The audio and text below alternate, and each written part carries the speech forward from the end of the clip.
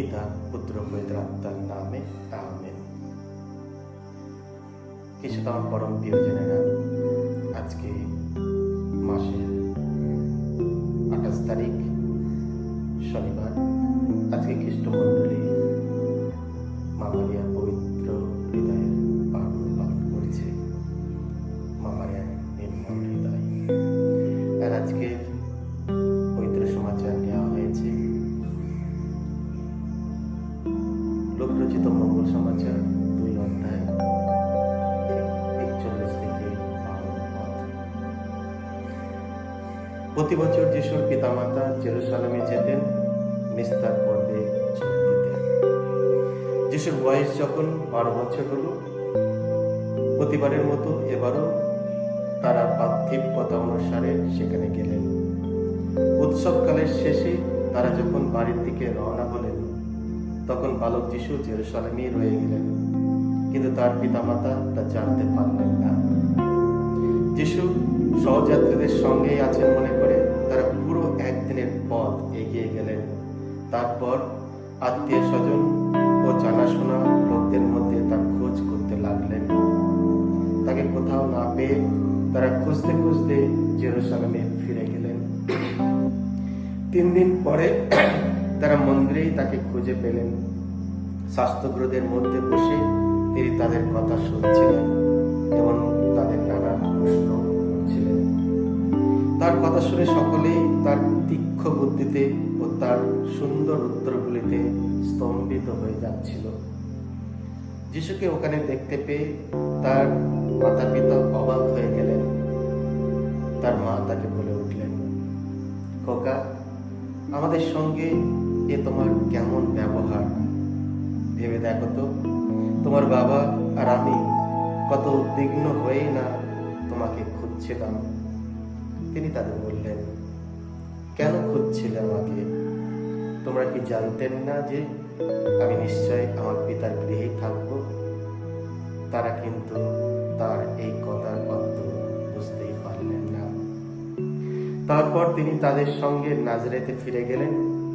সেখানে তিনি সব সময় তাদের মধ্যে বাধ্য হয়ে থাকতেন। তার মা এই সমস্ত কথা নিজের অন্তরে গেঁথে রাখতেন। এদিকে জ্ঞানে ও বয়সে যিশু বেড়ে উঠতে লাগলেন, আরো পেতে লাগলেন ঈশ্বরের অনুগ্রহ ও মানুষের ভালোবাসা। এই হল প্রভু যিশুর মঙ্গল সমাচার। খ্রিস্টান পরম প্রিয়জনেরা, গতকালকে আমরা প্রভু যিশুর পবিত্র হৃদয়ের পার্বণ পালন করেছি, আর আজ খ্রিস্টমণ্ডলী উদযাপন করছে মা মারিয়ার নির্মল হৃদয়ের পার্বণ। এই দুটো হৃদয়ের মধ্যে পার্থক্য কি? গতকালকে আমরা দেখেছি এবং অনুধ্যান করেছি যে প্রভুর হৃদয়, পবিত্র হৃদয়, যে হৃদয় ছিল তার অসীম ভালোবাসা আমাদের প্রত্যেকের জন্য। প্রভু পরমেশ্বর তার হৃদয়টা আমাদের দান করেছিলেন। তার হৃদয় আমাদের শিখিয়েছিলেন মানুষের প্রতি ভালোবাসা। যে হৃদয় মানুষকে ক্ষমা করতে শিখেছিলেন, যে হৃদয় মানুষকে দয়া প্রেম দেখাতে শিখেছিলেন, যে হৃদয় সব মানুষকে নিজের কাছে টেনে নিয়েছিলেন। এটা ঐশ্বরিক ভালোবাসার হৃদয়, যেটা আমরা কালকে অনুভব করেছি। আর আজকে যখন আমরা দেখছি মা মারিয়ার নির্মল হৃদয়, যে হৃদয় মা মারিয়ার রয়েছে তার পরমেশ্বর ও তার পুত্রের প্রতি ভালোবাসা। ডিফারেন্স, পার্থক্য এটাই যে যিশুর হৃদয় ছিল মানুষের প্রতি চরম ভালোবাসা, আর মা মারিয়ার হৃদয় ছিল ঈশ্বরের প্রতি, তার পুত্রের প্রতি ভালোবাসা। আজকে আমরা পবিত্র মঙ্গল সমাচারে শুনলাম তার মা এই সমস্ত কথা নিজের অন্তরে গেঁথে রাখতেন। আজকে আমাদের প্রশ্ন করা উচিত যে মা মারিয়া তার অন্তরে কি গেঁথে রাখতেন? আমরা মতিরচিত মঙ্গল সমাচারে শুনেছি যে যার ধন সম্পদ যেখানে, তার মনটাও সেখানেই পড়ে থাকে। মা মারিয়ার হৃদয়ে সবসময় তার পুত্র পড়ে থাকত, তার ধন সম্পদ হলো। সুতরাং মা মারিয়া কি চিন্তা করতেন তার হৃদয়ে?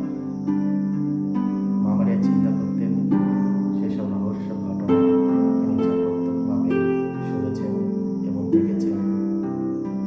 শুরু করতে পারি আমরা সেই স্বর্গদূতের সংবাদ দান থেকে শুরু করে প্রভু যিশুর স্বর্গরোহণ পর্যন্ত, মধ্যে প্রভু যিশুর যে দুঃখ যন্ত্রণা, কালভারিতে তার মৃত্যু, এই রহস্যময় ঘটনাগুলি সবই তিনি তার অন্তরে গেঁথে রেখেছিলেন এবং চিন্তা করেছিলেন। মা মারিয়ার জীবনে তার হৃদয়ে সবসময় ছিল তার পুত্র, তার আসল ধন সম্পদ তিনি তার অন্তরে রেখেছিলেন এবং তা নিয়ে তিনি চিন্তা করতেন, তা নিয়ে তিনি ধ্যান করতেন। মা মারিয়ার হৃদয়ে যদি আমরা দেখি, সেই হৃদয়ে আমরা দেখব যে মা মারিয়া কিভাবে তার ঈশ্বরের প্রতি তার ভালোবাসা তিনি প্রকাশ করেছেন। প্রথমত তার হৃদয় ছিল কৃতজ্ঞতায় পরিপূর্ণ। আমরা শুনেছি মা মারিয়ার সেই ম্যাগনিফিকাতে যে তিনি ঈশ্বরের, তার পিতা পরমেশ্বরের বন্দনা করলেন, যে ঈশ্বর ভগবান তার জন্য একটা মহান কাজ করেছেন। ধন্য তিনি, ধন্য তিনি।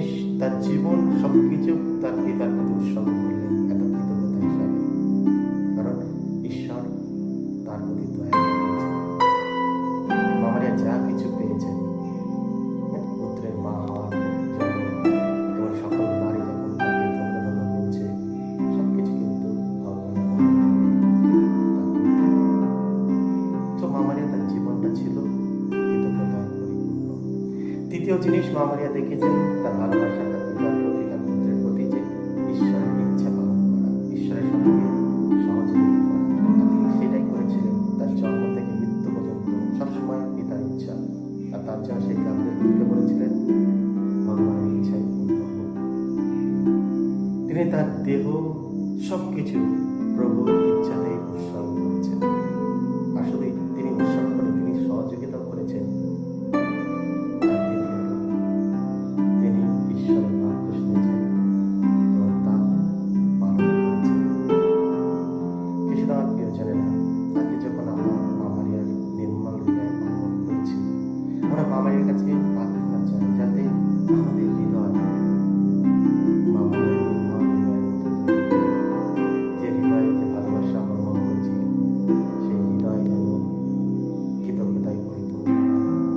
প্রভুর ইচ্ছা যেন আমরা পালন করতে পারি এবং তার বাক্য, তার বাণী আমরা শুনি এবং তা মেনে চলি। ঈশ্বর যেভাবে আমাদের শিখিয়েছেন, আমাদের হৃদয়টাকে পবিত্র করার চেষ্টা করি। যা কিছু পাপ, যা কিছু অশুভ আমাদের হৃদয়ে আছে, তা যেন আমরা দূর করে দিই। আমাদের মধ্যস্থতায় আমরা যেন সবাই আমাদের হৃদয়টাকে পবিত্র করে জীবনযাপন করার চেষ্টা করি। মা মারিয়া আমাদের পাশে থাকবেন, আমাদের সাহায্য করবেন। সবাই যেন প্রার্থনা করি, নির্মল হৃদয়ের কাছে প্রার্থনা করি, যাতে মা মারিয়া আমাদের এই চলার পথে শক্তি যোগান দেন, যাতে আমরা তার হৃদয়ের মতো তার পুত্রকে আমাদের হৃদয়ে স্থান দিই। যেখানে আমাদের ধন সম্পদ, সেখানে আমাদের মনটা যেন সবসময় রাখি। প্রভু যিশু আমাদের আসল ধন সম্পদ। সকলকে জয় যিশু। আজকের দিনটা